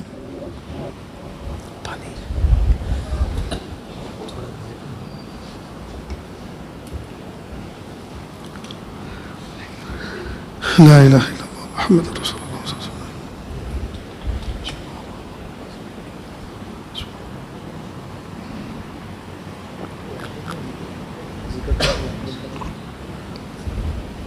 وسلم۔ جی ہمارے جو ساتھ میں سفر میں دوست احباب ہیں ان میں سے ایک بچے کی تمنا تھی کہ وہ توبہ طائب ہو کر زندگی گزارے اور اللہ کا محبوب بننے کی کوشش اس کی تمنا ہے۔ اور بھی بہت سے مجموعے میں اس طرح کے ہوتے ہیں جو نئے انداز سے زندگی گزارنا چاہتے ہیں، ماضی کے گناہوں پر سچی توبہ کرنا چاہتے ہیں، تو یہ آج توبہ کے کلمات پڑھاتا ہے، میرے پیچھے پیچھے پڑھتے چلیں۔ بسم اللہ الرحمن الرحیم۔ لا الہ الا اللہ محمد الرسول اللہ صلی اللہ علیہ وسلم۔ اشہد ان لا الہ الا اللہ و اشہد ان محمدًا عبدہ و رسولہ۔ استغفر اللہ ربی من کل ذنب و اتوب الیہ۔ استغفر اللہ ربی من کل ذنب و اتوب الیہ۔ آمنت باللہ کما ہوا باسمائہ و صفاتہ و قبلت جمیع احکامہ اقرار باللسان و تصدیق بالقلب۔ وصلی اللہ تعالی علی خیر خلقہ محمد وعلی آلہ و اصحابہ اجمعین برحمتک یا ارحم الراحمین۔ اللہ کا شکر ہے، یہ کلمات پڑھنے کے بعد توبہ طائب ہو گئے۔ اللہ تعالیٰ ہماری اس توبہ کو قبول فرمائے۔ اب ہلکے پھلکے معمولات ہیں، زندگی کیسے گزارنے اس کو سمجھ لیں۔ 5 وقت کی نمازوں کا اہتمام کریں، آگے پیچھے کی سنتوں کے اہتمام کے ساتھ۔ اس کے علاوہ ایک تسبیح استغفار کی، ایک درود شریف کی صبح میں پڑھیں اور شام میں پڑھیں۔ نیز پاؤ پارا آدھا پارا قرآن پاک کی تلاوت کریں اور دھیرے دھیرے کر کے اس مقدار کو آگے بڑھائیں۔ اس کے علاوہ چلتے پھرتے اٹھتے بیٹھتے اللہ تعالیٰ کی طرف توجہ رکھیں، اور خاص طور سے نوجوان بچے انٹرنیٹ کے گناہوں سے اپنے آپ کو بچائیں، سیل فون کے فتنے سے اپنے آپ کو دور رکھیں۔ سیل فون بقدر ضرورت استعمال کریں، اور باقی اس میں جو گناہوں کے فیوچر ہیں اور گناہوں کے جو سائیڈ اور ذرائع ہیں ان سے اپنے آپ کو بچائیں۔ اللہ تعالیٰ عمل کی توفیق عطا فرمائے۔ دعا سے پہلے تھوڑی سی دیر کے لیے آنکھوں کو بند کر لیں، سر کو جھکا لیں، دنیا اور دنیا میں جو کچھ ہے اس سے ہٹ کٹ کے اللہ کی یاد میں ڈوب جائیں۔ نیت کریں اللہ کی رحمت آ رہی ہے، میرے دل میں سما رہی ہے، میرے دل سے گناہوں کی ظلمت و سیاہی دور ہو رہی ہے، میرا دل کہہ رہا ہے اللہ اللہ اللہ۔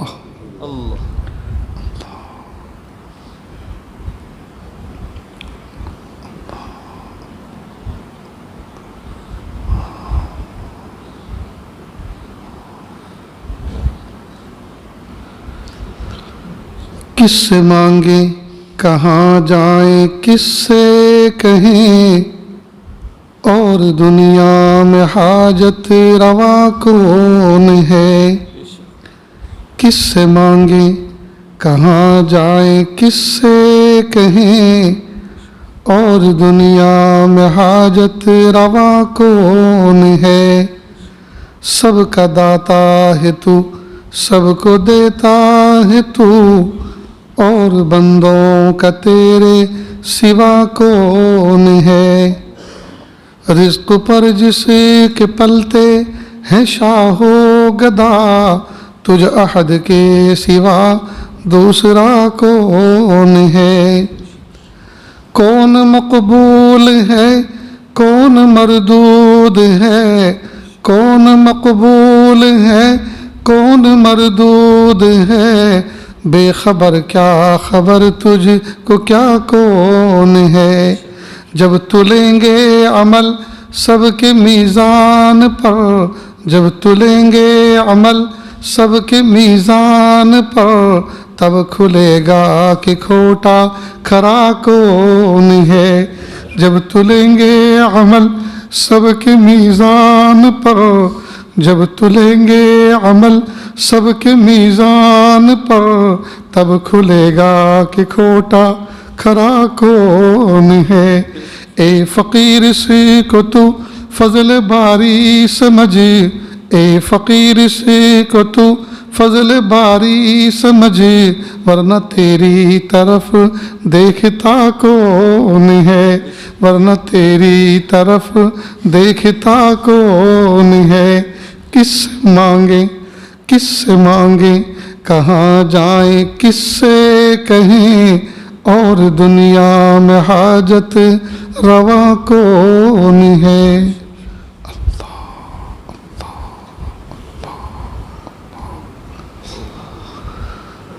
لا الہ الا اللہ سبحان الملک الاعلی الوہاب۔ ہاتھ اٹھا لیجیے، دعا کر لیں۔ بسم اللہ الرحمن الرحیم، الحمد للہ رب العالمین الرحمن الرحیم مالک یوم الدین، ایاک نعبد و ایاک نستعین، اہدنا الصراط المستقیم صراط الذین انعمت علیہم غیر المغضوب علیہم ولا الضالین، آمین یا رب العالمین۔ اللہم صلی علی سیدنا محمد وعلى آل سيدنا محمد وبارك وسلم، لا أحصي ثناء عليك أنت كما أثنيت على نفسك، رب اغفر وارحم وأنت خير الراحمين۔ لا إله إلا الله الحليم الكريم، سبحان رب العرش العظيم، والحمد لله رب العالمين۔ نسألك موجبات رحمتك وعزائم مغفرتك والغنيمة من كل بر والسلامة من كل اسم، لا تدع لنا ذنبا إلا غفرته ولا هما إلا فرجته ولا حاجة هي لك رضا إلا قضيتها یا ارحم الراحمین یا ارحم الراحمین۔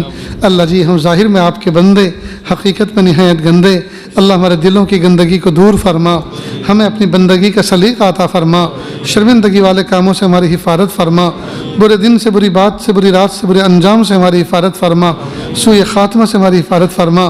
اللہ جی، یہ ہاتھ اٹھائے جانے کے قابل نہیں اور یہ زبان کو سوال کرنے کے قابل نہیں، آپ سے نہ مانگے تو کس سے مانگیں، آپ سے سوال نہ کریں تو کس سے سوال کریں۔ ایک کمزور ایک قوی کے دروازے پر، ایک سائل ایک سخی کے دروازے پر، ایک محتاج ایک غنی کے دروازے پر حاضر ہے۔ اللہ جی، معاف کر دیجئے، معاف کر دیجئے، معاف کر دیجئے، معاف کر دیجئے۔ اللہ معاف نہیں کرنا چاہتے پھر بھی معاف کر دیجئے۔ آپ کو منانا اس وقت تک ضروری ہے جب تک کہ آپ من نہ جائیں، آپ کو راضی کرنا اس وقت تک ضروری ہے جب تک کہ آپ راضی نہ ہو جائیں۔ سوہنے اللہ معاف کر دیجئے، اچھے اللہ معاف کر دیجئے، اچھے ربا معاف کر دیجئے۔ اللہ اس مجمع کے اندر یا اللہ کیسے کیسے لوگ بیٹھے ہوئے ہیں، سفید ریش بھی ہیں جن کے خالی ہاتھوں کو لوٹاتے ہوئے آپ کو شرم آتی ہے، اور میرے پیارے اللہ وہ علماء صلاح بھی ہیں جنہوں نے بچپن سے لے کے جوانی اور جوانی سے لے کے بڑھاپا یا اللہ آپ کے مصلے پہ گزار دی ہے، یا اللہ مسند درس پہ گزار دی ہے۔ اے میرے پیارے اللہ، کہ اللہ کسی کے اٹھے ہوئے ہاتھ تو آپ کو اچھے لگ رہے ہوں گے، یا اللہ اسی کے توفیل ہم سب کی مغفرت کر دیجئے۔ یا اللہ اس مجمع کے اندر ایک تعداد ان علماء کی بھی ہے جنہوں نے بچپن سے لے کر جوانی تک اور جوانی سے لے کے بڑھاپے تک خدمت دین میں اپنا وقت گزار رکھا ہے، مدرسوں سے وابستہ ہیں۔ جب وہ چھوٹے سے بچے تھے، ماں اور باپ نے دونوں نے مل کر ان کے بچوں کے خرچے اٹھائے اور ان کے اخراجات برداشت کیے اور ان کو پڑھانے کے لیے بھیجا، اور گھر سے کافی دور بھیج کر ان کو پڑھنے کا موقع دیا۔ اور جب بچے بڑے ہوئے، سمجھدار ہوئے، پھر پڑھ کر فارغ ہو کر واپس گھر آئے اور پھر چند ہی مہینے میں کسی ادارے میں تقرر ہو گیا اور پڑھانا شروع کر دیا۔ پہلے خود بچے تھے اور اب بچوں کو پڑھا رہے ہیں، اور بچوں کو پڑھاتے پڑھاتے خود بوڑھے ہو گئے لیکن بچپن سے نہ نکل سکے۔ اور پیارے اللہ، جب کبھی یہ نوجوان بچہ کسی ادارے میں جب پڑھانا شروع کرتا ہے، گھر سے بوڑھے باپ کا فون آتا ہے، بیٹا میں اتنے دن سے بستر مرگ پر ہوں، اتنے دنوں سے بیٹا میں بیمار ہوں، مجھے کسی اسپتال لے جا کر مجھے چیک اپ کرا دو، میرا کچھ علاج کرا دو۔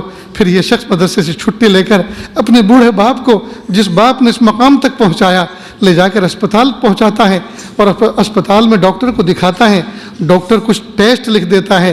پھر یہ نوجوان کسی سے پوچھتا ہے یہ ٹیسٹ کتنے میں ہوں گے؟ وہ کہتے ہیں کہ 10,000 اور 15,000 لگیں گے۔ اتنی تو اس کی تنخواہ میں گنجائش بھی نہیں ہوتی کہ وہ اتنے اخراجات خرچ کر کے، اتنے پیسے خرچ کر کے اپنے ماں باپ کا وہ ٹیسٹ کرا سکے۔ پھر وہ کسی حکیم کی دکان پہ جاتا ہے اور کہتا ہے کہ میں ایک عالم ہوں اور میری تنخواہ میں اتنی گنجائش نہیں ہے کہ میں انگریزی طریقہ علاج سے اس کا علاج، باپ کا علاج کرا سکوں۔ پلیز آپ مجھے کچھ معجون دے دیں، کوئی مجھے کچھ کاڑھا دے دیں، کوئی ایسا نسخہ دے دیں میرے والد صاحب کو شفا ہو جائے۔ پھر بچہ اپنے باپ کو اپنے گھر لے کر آتا ہے، بوڑھا باپ پوچھتا ہے بیٹا ہاسپٹل لے کر گئی تھی، ڈاکٹر نے کیا کہا؟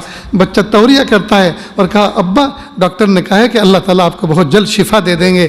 اے میرے پیارے رب، حقیقت یہ ہے اس کی تنخواہ میں اتنی گنجائش نہیں تھی کہ اپنے باپ کو ایڈمٹ کرتا اور زیر علاج کرتا، وہ تو بیچارہ جھوٹ بولنے پہ مجبور تھا، توریہ کرنے پہ مجبور تھا۔ اے میرے پیارے اللہ، ترس آتا ہے ان علماء پر اور ترس آتا ہے ان حفاظ اور قراء پر۔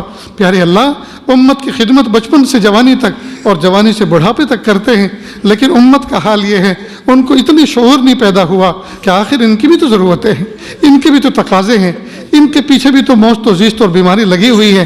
اے میرے پیارے اللہ، ان علماء کی رزق میں اتنی برکت عطا فرما، یا اللہ یہ جہاں جہاں سے تنخواہ لیتے ہیں یہ پائی پائی واپس لوٹانے والے بن جائیں، تاکہ قیامت کے دن ان صحابہ کرام کی صفوں میں کھڑے ہوں کہ جنہوں نے بغیر کچھ لیے دیے پیارے اللہ دین کی خدمت انجام دی ہے۔ میرے پیارے اللہ ایسی شان عطا فرما دیجئے، یا اللہ ان کے دونوں ہاتھوں کو خرچ کرنے والا بنا دیجئے۔ وما ذالک علی اللہ بعزیز، اللہ آپ کے لیے تو کچھ بھی مشکل نہیں ہے۔ میرے پیارے اللہ ہمارے علماء کو، ہمارے صلحاء کو یا اللہ دنیاوی نعمتوں سے بھی اتنا نوازیے کہ دنیا والے جب ان کی دنیا کو دیکھیں تو وہ خود دین کی محبت میں ان کے دل میں پیدا ہو جائے۔ یا اللہ ایسی شان اور توفیق عطا فرما دیجئے۔ یا اللہ ہمیں دنیا بھی اتنی اچھی عطا فرمائیے کہ دنیا والے جب ہماری دنیا کو دیکھیں تو وہ دین پر آنے والے بن جائیں۔ میرے پیارے اللہ اس بستی پہ خصوصی رحمتیں نازل فرما۔ یا اللہ اس بستی میں جو بیمار ہیں ان کو شفا عطا فرما، جو کمزور ہیں ان کو قوت عطا فرما، جو بے گھر بے در بے سہارا ہیں ان کو سکون و سہارا عطا فرما۔ یا اللہ نہ جانے کتنے بچے ایسے ہیں جو جوان ہیں، بوڑھے ماں باپ نے اپنی کل سرمایہ خرچ کر کے ان بچوں کو باہر ملکوں میں بھیجا ہے۔ میرے پیارے اللہ وہاں ان کے کاغذات پورے نہ ہو سکے، وہاں ان کا حق ابھی پورا نہ ہو سکا اور وہ چھپ چھپ کر کام میں لگے ہوئے ہیں۔ پیارے اللہ وہ گھر اپنے ماں باپ کی خدمت کے لیے آ بھی نہیں سکتے اور وہاں ان کو بلا بھی نہیں سکتے۔ یا اللہ وہ وہاں تڑپ رہے ہیں اور ماں باپ ادھر تڑپ رہے ہیں۔ اللہ ان بچوں کے لیے آسانی فرما دیجئے، اپنے ماں باپ کی خدمت کرنے والے بنے، ان کو حج عمرہ کرانے والے بنے، ان کو بلانے والے بنے، ان کی وہاں بلا کر خدمت کرنے والے بنے، خود آنے والے بنے اور ماں باپ کی ضرورتوں کا تکفل کرنے والے بنے۔ اللہ ایسی شان عطا فرما دیجئے۔ میرے پیارے اللہ اس بستی میں سنا ہے کہ وقتاً فوقتاً علماء صلحاء کو بلایا جاتا ہے، کچھ افراد ان کو دعوت دیتے ہیں۔ میرے پیارے اللہ ان دعوت دینے والوں کی جھولیوں کو خوشیوں سے بھر دیجئے۔ یا اللہ کتنا پیارا عمل ہے کہ سارے کے سارے لوگ محبتوں کے ساتھ جڑ کر آنے والے مہمان کی بات کو سنتے ہیں۔ یا اللہ کسی بندے کے دل پہ تو کوئی بات اثر کرے گی اور کوئی نہ کوئی تو عمل پہ کھڑا ہوگا، وہی مغفرت کا سامان بن جائے گا۔ میرے پیارے اللہ مدارس دینیہ، مکاتب قرآنیہ، مساجد اسلامیہ، وہ خانقاہیں جہاں اللہ اللہ سکھایا جاتا ہے اور اقامت دین کے لیے جتنے شعبے کام کر رہے ہیں اللہ سب کو قبول فرما۔ میرے پیارے اللہ ابھی بقرعید کا مہینہ گزرا، یا اللہ ذی الحجہ کے مہینے میں 10ویں ذی الحجہ کو یا اللہ پوری دنیا کے اندر جانور ذبح ہوئے، لیکن میرے پیارے اللہ عرب کے علاقے میں ایک خطہ ایسا بھی ہے جو جنگ زدہ ہے۔ یا اللہ وہاں کوئی جانور ذبح نہیں ہوا، وہاں تو انسان ذبح ہوئے، اللہ وہاں تو بچے ذبح ہوئے، اللہ وہاں تو بوڑھے ذبح ہوئے، وہاں تو عورتیں اور خواتین ذبح ہوئی۔ اے میرے پیارے اللہ ان کی قربانیوں کو رنگ دے دیجئے، اللہ ان کی قربانیوں کو شرف قبولیت دے دیجئے۔ اے میرے پیارے اللہ ابرہہ ملعون اپنا لشکر لے کر کعبۃ اللہ کو گرانے کے لیے چلا تھا، وہ کعبہ جو پتھر اور گارے کا بنا ہوا تھا آپ نے پرندوں کو بھیج کر، ابابیل کو بھیج کر اس کو چکنا چور کر دیا اور اس کا تذکرہ صبح قیامت تک کے لیے قرآن پاک میں محفوظ کر دیا۔ یا اللہ وہ کعبہ جو گارے اور پتھر کا بنا تھا اس کی تو آپ نے حفاظت کر دکھائی۔ میرے محبوب صلی اللہ علیہ وسلم نے اسی کعبے کے پاس کئی دفعہ کھڑے ہو کر متعدد دفعہ یہ بات فرمائی کہ مومن کا دل اس کعبے سے زیادہ افضل ہے۔ اللہ اس کعبے سے زیادہ افضل مومنوں کے دلوں کو توڑنے کے فیصلے بھی تو کفر کے ایوانوں میں ہو رہے ہیں۔ کہ اللہ ان کی بھی حفاظت کر دکھائیے، اللہ ان کی بھی حفاظت کر دکھائیے، اللہ ان کی بھی حفاظت کر دکھائیے۔ کہ اللہ فلسطین کی فضاؤں کے اندر تو پرندے یا اللہ گھوم رہے ہیں، پرندے تیر رہے ہیں۔ یا اللہ بس ان کی چونچ میں اور پنجوں میں وہ کنکریاں دے دیجئے جو آپ نے ابابیل کو دی تھی، اور وہ کام ان سے لے لیجئے جو ابابیل سے آپ نے کام لیا تھا۔ اللہ ہماری آنکھیں ٹھنڈی ہو جائیں گی، اللہ ہمارا دل ٹھنڈا ہو جائے گا، یا اللہ ہمیں خوشیاں نصیب ہو جائیں گی۔ میرے پیارے رب باپ اپنے بچوں کے دل خوش کر کے خود خوش ہوا کرتا ہے۔ اللہ آپ ہمارے ربا ہیں، اللہ آپ ہمارے دل خوش کر لیجئے، اللہ آپ ہمارے دل خوش کر دیجئے، اللہ ہمارے دل خوش کر دیجئے، مہربانی کا معاملہ فرما دیجئے، اللہ ہمیں اپنا وفادار بنا دیجئے، یا اللہ اپنی غداری سے اللہ ہمارے نام نکال دیجئے، ہمیں اپنا وفادار بنا دیجئے، شکر گزار بنا دیجئے، یا اللہ ہم نے مانا کہ ہمارے اندر نافرمانی آ گئی ہے، ناشکری آ گئی ہے، پیارے اللہ ہم نے کئی دفعہ دیکھا کہ ایک جھوپڑا بنا کر جنگل میں رہنے والا ایک شخص اپنے جھوپڑے کا دروازہ کھول کر کھانا کھا رہا ہوتا ہے، اچانک ایک کتا آتا ہے اور پیر پسار کر دروازے میں بیٹھ جاتا ہے، مالک بوڑھا کھانا کھاتا رہتا ہے، تھوڑی دیر کے بعد وہ سوکھا ٹکڑا اس کے سامنے ڈال دیتا ہے، گوشت نوچی ہوئی ہڈی اس کے سامنے ڈال دیتا ہے، کتا اس کو چباتا ہے، کھاتا ہے، نالی کا بہتا ہوا پانی پی کر جب شام ہوتی ہے اور رات ہوتی ہے، بوڑھا مالک جھوپڑی کا مالک اپنے دروازہ بند کر کے وہ آنکھیں موند کر کے سو جاتا ہے، لیکن کتا اس کے دروازے کے اوپر پہرا دیتا ہے اور پوری رات جاگ کر دیتا ہے۔ وہ کتا جانتا ہے مجھے رزق دینے والا، مجھے روٹی دینے والا بوڑھا اس مالک اس کے اندر سویا ہوا ہے، میرا فریضہ بنتا ہے میں اس کے سوکھے ٹکڑے کے شکر میں اس کی نگرانی کروں اور حفاظت کروں۔ اے میرے پیارے اللہ، ایک کتا سوکھا ٹکڑا کھا کر اس کے شکر میں پوری رات جاگ کر اپنے مالک کا پہرا دیتا ہے۔ اللہ ہم نے تو کروڑوں لقمے تر کھائے ہیں اور کبھی عشاء کے وضو سے ہم نے فجر کی نماز نہ پڑھی، ہائے کتا جیت گیا اور ہم ہار گئے، کتا جیت گیا اور ہم ہار گئے۔ وہ اپنے مالک کا شکر گزار نکلا اور ہم بڑے ناشکرے نکلے۔ اللہ ہماری ناشکری کو معاف کر دیجئے اور ہمیں شکر گزار بندوں میں شامل فرما لیجئے، شکر گزار بندوں میں شامل فرما لیجئے۔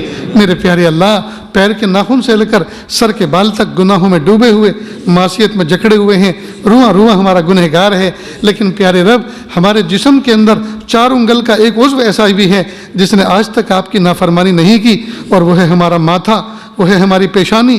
اللہ جب سے ہوش سنبھالا ہے باہوش و حواس آپ کے سوا کسی کے سامنے سجدہ شرک نہیں کیا۔ میرے پیارے اللہ، اس پیشانی کی وفاداری کے طفیل پورے جسم کی مغفرت فرما دیجئے، پورے جسم کی مغفرت فرما دیجئے۔ میرے پیارے اللہ، اس بستی کی حفاظت فرما، جہت ستہ سے حفاظت فرما۔ یا اللہ اس بستی کو میٹھا پانی عطا فرما، یا اللہ ان کے غلے اور سبزی اور ترکاری میں برکت عطا فرما، کھیتوں اور کھلیانوں میں برکت عطا فرما، یا اللہ ان کے پھلوں اور پھولوں میں برکت عطا فرما، آل اولاد میں برکت عطا فرما، رزق حلال میں برکت عطا فرما، عمر میں برکت عطا فرما، اچھے اعمال میں برکت عطا فرما۔ پیارے رب جو مانگا عطا فرما، جو مانگنے سے رہے گا وہ بھی عطا فرما۔ وصلی اللہ تعالی علی خیر خلقہ محمد و آلہ و اصحابہ اجمعین برحمتک یا ارحم الراحمین۔